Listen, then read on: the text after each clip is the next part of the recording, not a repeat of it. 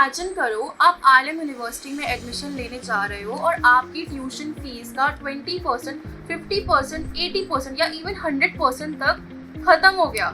जी हाँ, आलम 2026 में स्टूडेंट्स को मल्टीपल स्कॉलरशिप कैटेगरीज ऑफर कर रहा है, जिसमें academics, JEE, CUET, CAT, sports achievement और स्पेशल कैटेगरीज के स्टूडेंट को लाखों रुपए का बेनिफिट मिल सकता है। लेकिन सबसे बड़ा क्वेश्चन है, आप किस स्कॉलरशिप के लिए एलिजिबल हो, कितना डिस्काउंट मिलेगा, स्कॉलरशिप कंटिन्यू कैसे रहेगी और क्या हॉस्टल फी भी माफ होती है।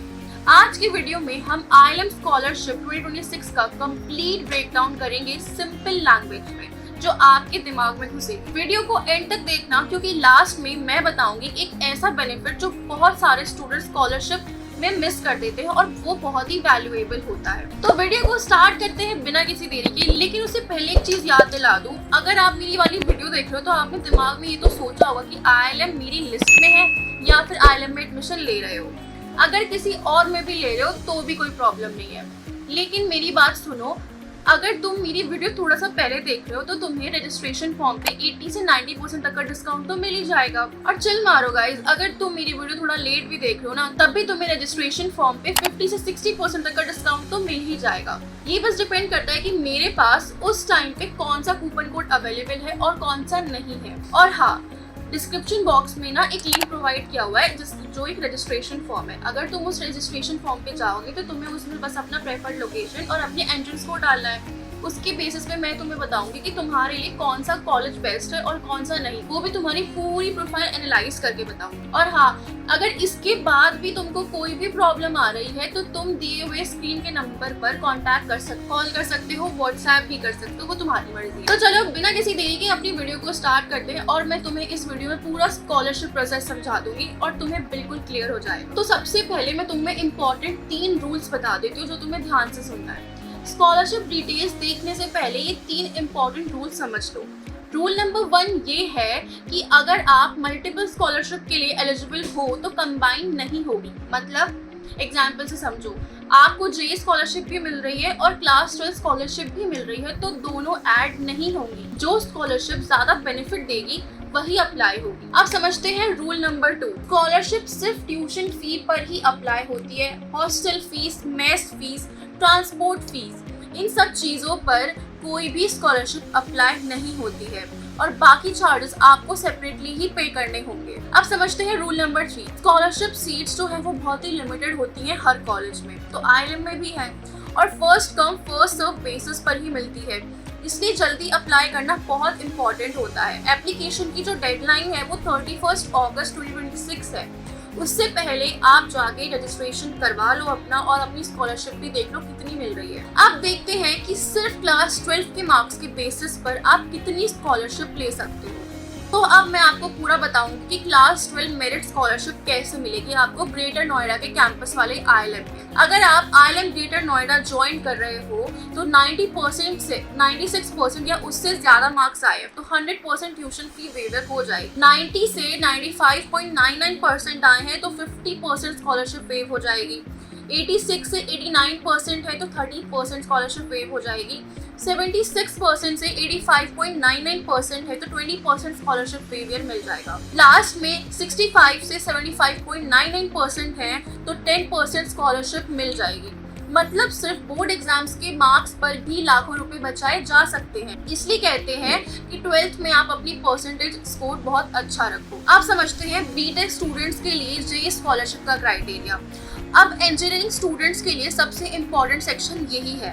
अगर आप बीटेक में एडमिशन ले रहे हो और जेई मेंस दिया है तो 96 परसेंटाइल या उससे ऊपर अगर आपके जेई मेंस में आए हैं तो आपको यहाँ पे 100% स्कॉलरशिप मिलेगी। 86 से 95 परसेंटाइल आया है तो 40% स्कॉलरशिप मिल जाएगी। यही अगर 76 से 85 परसेंटाइल आया है तब भी आपको 30% स्कॉलरशिप तो मिल ही जाएगी। और साथ ही 71 से 75 परसेंटाइल है तो 25% स्कॉलरशिप मिलेगी। 66 से 70 परसेंटाइल है तो 20% स्कॉलरशिप मिलेगी। लास्ट में 60 से 65 परसेंटाइल वाले जो बच्चे होते हैं उनको 10% स्कॉलरशिप मिलेगी। तो कमेंट्स में बताओ आपका जेई परसेंटाइल कितना था। अब जो स्कॉलरशिप आने वाली है उसमें एमबीए स्टूडेंट्स की फीस आधी नहीं कभी कभी पूरी भी माफ हो सकती है, तो सुनो इस चीज को भी।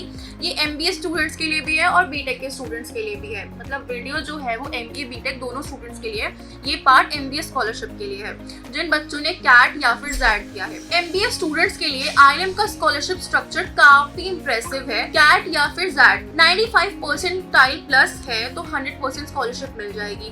90 से 94 परसेंटाइल है तो 80% स्कॉलरशिप वेव हो जाएगी। 85 से 89 परसेंटाइल है तो 60% स्कॉलरशिप मिलेगी। 80 से 84 परसेंटाइल है तो 40% स्कॉलरशिप मिल जाएगी। 70 से 79 परसेंटाइल है तो 20% स्कॉलरशिप मिलेगी और 60 से 69 परसेंटाइल है तो 10% की स्कॉलरशिप आपको मिल जाएगी। मतलब अगर आपने डिसेंट परसेंटाइल स्कोर भी किया है तो भी स्कॉलरशिप आपको मिल सकती है। अब बात करते हैं हम जो बहुत बच्चे कॉमन टेस्ट देते हैं जिसका नाम है CUET। तो CUET की स्कॉलरशिप देख लेते हैं। अगर आप CUET के थ्रू एडमिशन लेने वाले हो तो CUET UG में 95 परसेंटाइल प्लस है तो आपको 40% स्कॉलरशिप वेव हो जाएगी।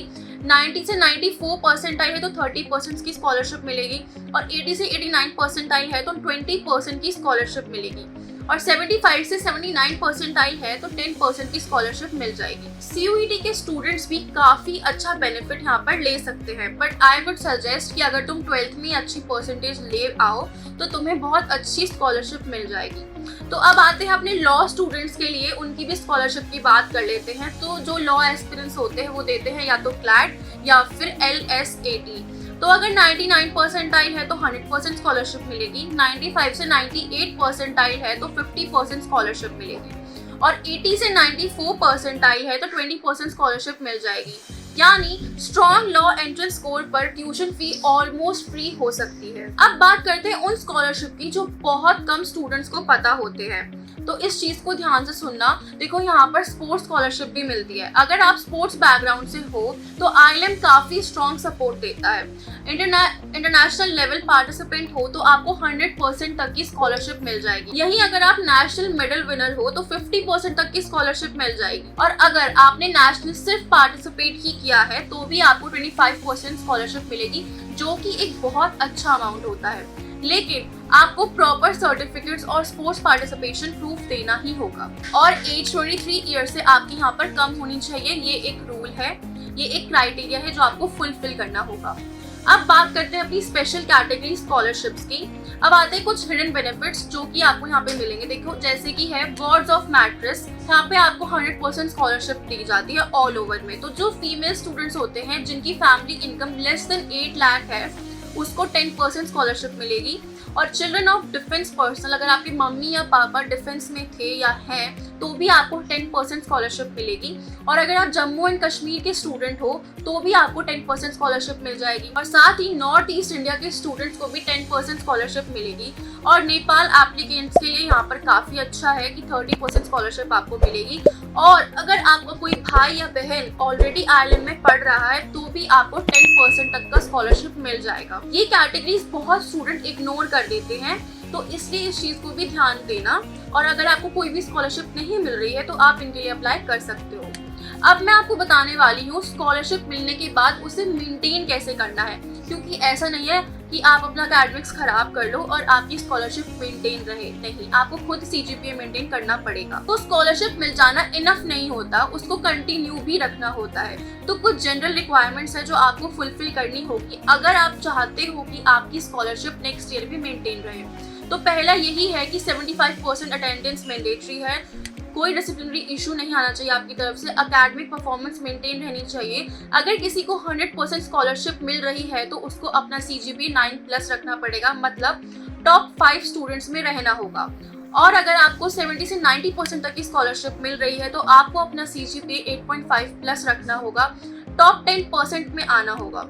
40 से 60% वाली स्कॉलरशिप्स के बच्चों को CGPA 8+ रखना होगा, टॉप 15% में आना होगा। 10 से 30% की स्कॉलरशिप वाले बच्चों को CGPA 8+ ही रखना होगा और टॉप 20% में आना होगा। अगर परफॉर्मेंस ड्रॉप हुई तो स्कॉलरशिप भी अफेक्ट हो सकती है, ये चीज ध्यान में रखना। अब स्कॉलरशिप का पूरा प्रोसेस तो समझा दिया, अब अप्लाई कैसे करेंगे। प्रोसेस बहुत ही सिंपल है। स्टेप 1 ये है कि ILM एडमिशन फॉर्म फिल करो। स्टेप 2 ये है कि स्कॉलरशिप ऑप्शन सेलेक्ट करो। स्टेप 3 में अपने डॉक्यूमेंट्स अपलोड करो, क्लास 10 की मार्कशीट, क्लास 12 की मार्कशीट और अगर आप JEE, CUET या CAT या ZAT स्कोर कार्ड है आपके पास तो वो भी आप अप्लाई कर सकते हो। स्पोर्ट्स सर्टिफिकेट है, अगर एप्लीकेबल है तो उसे डाल दो। इनकम सर्टिफिकेट उन बच्चों के लिए जरूरी है जो इनकम के बेसिस पर स्कॉलरशिप ले रहे हैं, जो कि स्पेशली गर्ल्स के लिए है। और आपके फादर या मदर का डिफेंस मैचर सर्टिफिकेट भी होना चाहिए अगर आप डिफेंस वाली स्कॉलरशिप पे अप्लाई कर रहे हो। स्टेप 4 ये है कि स्कॉलरशिप कमेटी वेरिफिकेशन करेगी आपके सारे डॉक्यूमेंट्स का और उसके बाद आपको स्कॉलरशिप अप्रूव करी जाएगी। मतलब स्टेप 5 में आपको अप्रूवल मिल जाएगा और आपकी स्कॉलरशिप आपको मिल जाएगी। अब इम्पोर्टेंट पॉइंट ये है कि पहले सेमेस्टर की फुल फी आपको पे करनी ही होती है। स्कॉलरशिप अमाउंट बाद में सेमेस्टर 2 फीस में एडजस्ट होता है। अब इसी के साथ लेकिन जो स्कॉलरशिप के अलावा भी ILM एक इंटरेस्टिंग बेनिफिट देता है। अब ILM का एक मनी वॉलेट है जो कि सिर्फ ILM के ही कॉलेज में मिलता है, लेकिन स्कॉलरशिप के अलावा भी ILM एक इंटरेस्टिंग बेनिफिट देता है, तो इसे जरूर ध्यान से सुन लो। देखो ILM के पास एक मनी वॉलेट सिस्टम है, ये एक काफ़ी यूनिक फीचर है। देखो MBA स्टूडेंट्स को ही मिलता है और ये ₹1 लाख ILM मनी वॉलेट में होता है, जिसका यूज़ किया जा सकता है फॉर इंडस्ट्री सर्टिफिकेशन, KPMG के कोर्सेज के लिए और साथ ही माइक्रोसॉफ्ट सर्टिफिकेशंस के लिए भी। और यहाँ पर आपको इसमें मिलेगा SAS training, international immersion programmes. तो ये पैसा आप इन चीज़ों के लिए यूज़ कर सकते हो। और हाँ, लीडरशिप वर्कशॉप्स और कॉर्पोरेट इवेंट्स के लिए भी आप यूज़ कर सकते हो।